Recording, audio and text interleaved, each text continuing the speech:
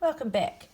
This is question 2 of the 2020 Tauranga Girls College Level 1 Acids and Base exam. You should be looking at this if you have completed the exam and you want to listen to some of the reasoning behind the answers. Here we are at question 2, which is our question on acids and bases. You need to expect a big question on acids and bases somewhere in your Level 1 exam, as it's called, acids and bases.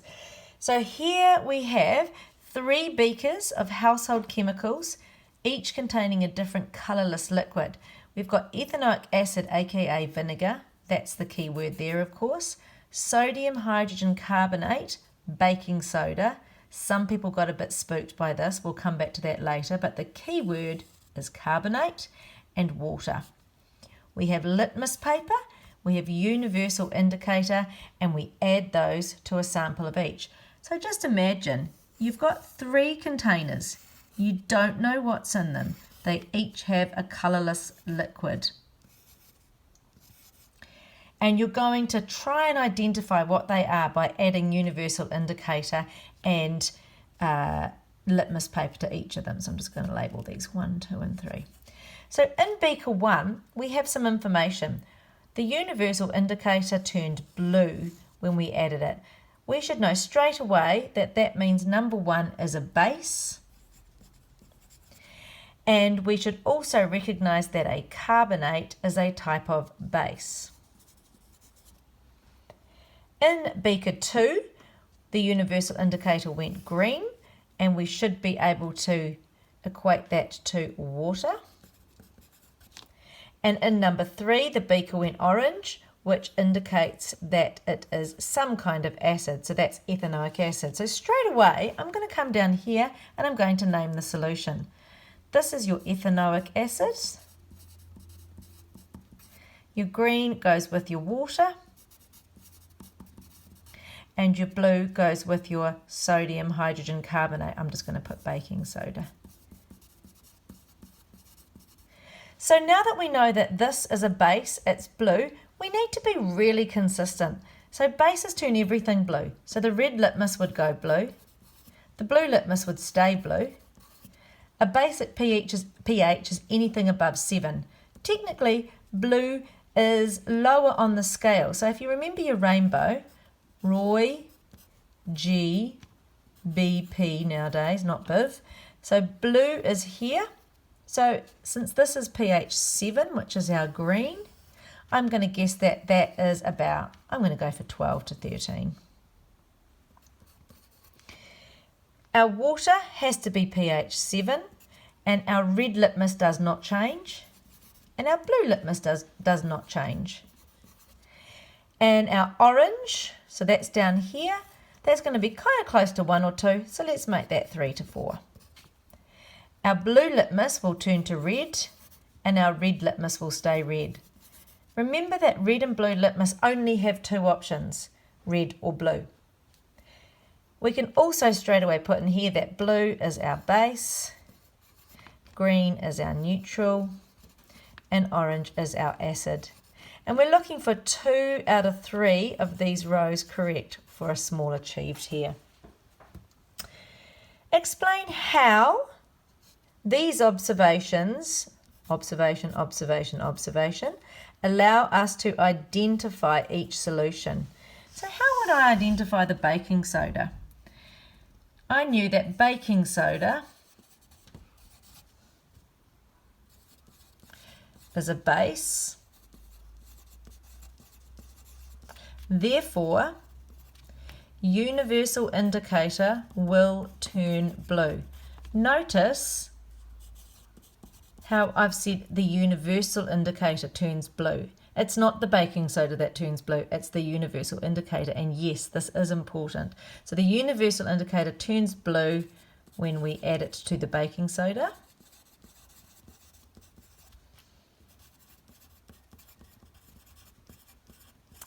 And I'm going to use all the evidence. I'm also going to say that red and blue litmus would turn blue.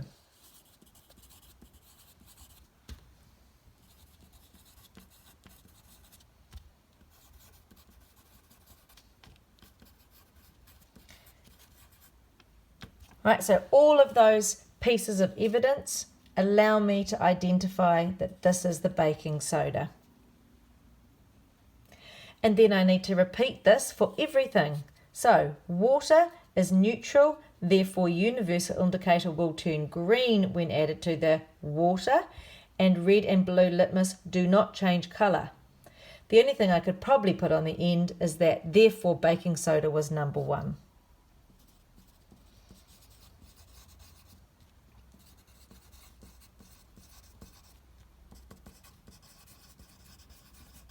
Okay, so I need another answer like that for water and another answer like that for the vinegar. That's a merit question. Now we come to our equations, and this is where people freak out. I would like to say 10 HDS, if you're listening to this, you did extremely well in this, so great job there. So we need to start with our word equation between magnesium hydroxide and hydrochloric acid. Always get this right first. Okay, so remembering that there is only 2 types of reaction. There is acid plus base, or acid plus carbonate. Sorry, that should be an arrow. So this one is not an acid plus a carbonate because that doesn't say carbonate. So it must be acid plus base. And that gives us salt plus water. We do need to figure out actually what the salt is. The salt is the metal part and the acid part. So in this case is magnesium chloride. Now in this part of the question, once you've got the word equation correct, that's a little achieved. Now we need the balance symbol equation. So we know that the symbol for water is H2O. We should remember our 3 acids. This one is hydrochloric, capital H, capital C, little l. The rest of them we need to work out, and we need to work them out using our table of ions. So I'm going to come over here and I'm going to look at my resource sheet. Whoops, I'll just put that upside down. Here I am on my resource sheet, and here's my table of ions. So I can find Mg2+, and hydroxide is OH-. Some people like to come in, and as soon as the examiner says to start writing, just write a couple of the trickier ions down on your table of ions so you don't forget them. That's a really good exam technique.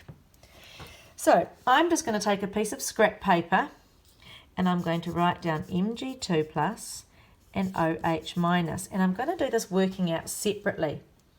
If I was in a real exam, I might take the back of my genetics paper or my mechanics and scribble on the back of that. Or I might scribble on my table of ions and all that space around the outside to do my working out. So remembering what we learnt in question 1 is that two ionic compounds need to have the same number of positive and negative charges. So in this case, 1 Mg gives us 2 positives, but 1 OH only gives us 1 negative, so we need another one. We need to write the positive ion first, that's Mg, and then we need to have 2 OHs. Anytime we need 2 of something, we need to consider if we need brackets, and in this case we do. We need brackets because O and H are 2 capitals, meaning they are 2 different elements, so we need to bracket them. If we did not write brackets, then we would have 2 H's but only 1 O. And if you look here, we've clearly got 2 O's and 2 H's, so that's wrong. Okay, magnesium chloride, there's my magnesium. Back to my table of ions, my chloride, 1 negative. Okay, so same thing again, I've got 2 positive charges but only 1 negative, so I need another chloride. Write the positive one first. When I go to write my chlorides, I do need 2 again. Do I need brackets? This time the answer is no, because Cl is a capital and a small and it is one thing, so therefore this does not need brackets. So this is my merit. Give myself a little merit here. Well done, me. And to get the excellence, we need to balance that. So what you should know for chemistry is that all of the atoms on this side are just recombining in a different way to make these new things here. So if I've got 2 Cls here, I must have 2 Cls here to make this. So I'm going to put a 2 here. And this gives me 2 Cls to go with my 2 Cls on this side. Once we start balancing, we can only put big numbers in the front of these species here. Okay, let's have a look. I've got 1 Mg and 1 Mg. Now I've got 2 H's plus another 2 is 4, and I've only got 2 here. So I'm going to need a big 2 there. I've now got 2 times 2 is 4, 2 H's and 2 H's is 4, and I've got 2 O's and 2 O's. So that gives me my excellence there. Well done, me. All right, you're never going to get an excellence for a question with just the equation. So we're going to need to nail this bit here. And this is a really common type of question. You can pretty much guarantee that you're going to get something like this. You just have to know what you're starting with and what you're adding. So, blah, blah, blah, blah, blah. Hydrochloric acid was placed into a beaker. Right, let's just draw that here. Hydrochloric acid in a beaker. And then it says magnesium hydroxide was then added until no further colour change occurred. Okay, so we've got the HCl and we've got the MgOH2 going in. Okay, anytime you see bolded or underlined, you know that that's meaningful. So we'll come back and think about this later. Discuss why different colours are observed as the base is added to the acid.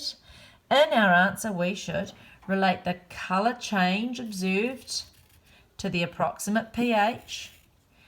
Link this pH to the relative concentration. You should expect this, hydrogen and hydroxide, and explain the type of reaction. Well, straight away we know that the type of reaction is neutralization because that's the only type of reaction that we study. So we're going to state that very quickly in our answer. And we're just going to make sure we link everything. So at the start, we only have HCl, which is an acid. Oops, not and, acid. So therefore, the pH is low, around 1. It doesn't matter what you put here as long as it's a low number. This is from a high concentration of H plus, high concentration of H plus. And a good way to write this is that we've got lots more H plus than OH minus. It seems weird to think that we'll have OH minus in an acid, but we do. We always have a little bit of both. It's just that in the acid, there's like millions times more of this than there is of this. Okay, have we done everything? Colour change? No. So let's put the colour change in. And therefore, the universal indicator will appear red. Okay, so that's a great start because I've linked everything. We only have HCl, that's an acid, linked to a pH, linked to the concentration of ions, and also the colour of the universal indicator. It's really important that we get the order right too. So now we're going to say as we add magnesium hydroxide, and we can attack this in a number of ways, but I'm just going to say the pH will increase.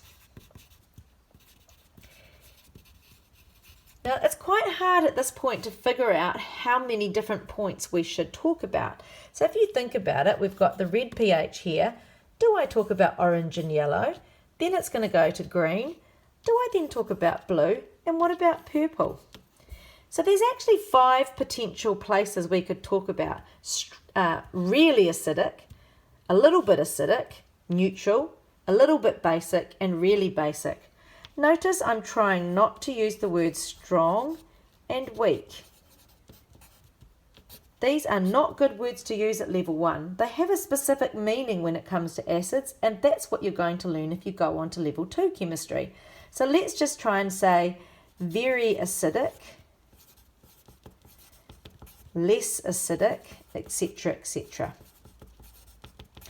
I think you probably, because it hasn't specified, only need to do this, this, and this. But if you don't really know, it's fine to do all 5 points. They're pretty much the same anyway. You just have to remember to link them to the right pH and so on and so forth. Let's do green, because that's a really important one. So the whole point of green is that when we have added equal amounts of HCl and NgOH2, we will make a neutral solution.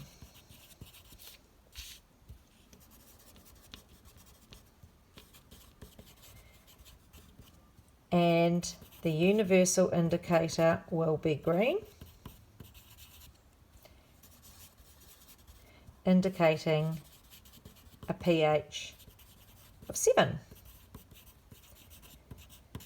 Okay, so I just want to add a little bit more into here, and the little bit more that I want to add is, at this point, the OH minus, which is from the magnesium hydroxide, is equal to the H plus from the acid. I'm just going to write myself a little equation, because it's neutral, because if that is equal to that, then they combine to make this, which is neutral water. So that's what I'd be writing in my pH 7 neutral part. I could talk about a little bit basic, but probably I'd make sure I nailed the no more changes. So if we go back to the question, we had to go until we saw no further colour change occurred, and because we're adding the base, this would be when we got all the way to purple. So I'd expect to write a good bit there too. All right, so this question here has got 2 E's, and you would expect to get this and this right for an E8. If you got this and this nailed, it doesn't matter if you make a few mistakes in there. This bit only becomes important if you're not getting an excellence. So this is question 2 done, and I'm going to be back in a minute with question 3. Oops.